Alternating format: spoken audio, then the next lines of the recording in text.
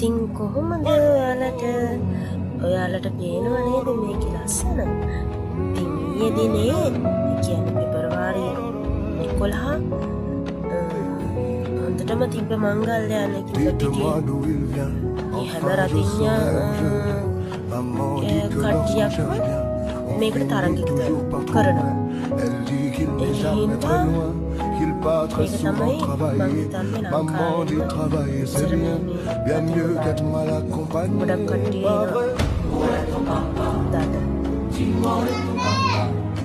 මාරම ලස්සනයි. දාට පාරවල් වල පුදුම තියෙනවා. මේකේ ලස්සන බලන්න. දාන්නේ ඉස්සෙල්ලාම පෙබරවාරි 10 දාන්න පටන් ගන්න.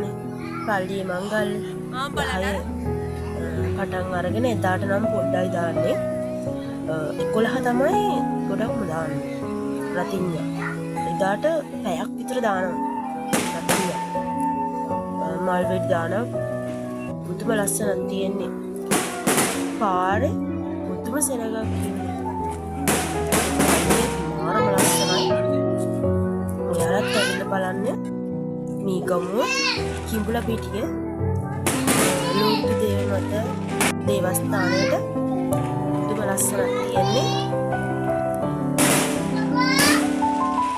මේ අවුරුද්දේ ඊයේ බලා ගන්න දරුවෝ කට්ටියට මේ වීඩියෝ එක බලලා ඔයාලා කැමති නම් ලබන ආයෙනම් තියෙන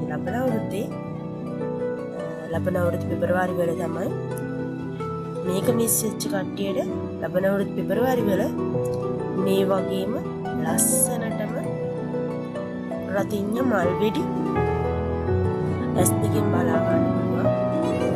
ඔයාලට කැමති නම් මාව සබ්ස්ක්‍රයිබ් කරන්න, බෙල් අයිකන් එක ඔබන්න, ලයික් එකක් දාන්න, කමෙන්ට් එකක් දාන්න. ඉතින් මම නවතිනවා.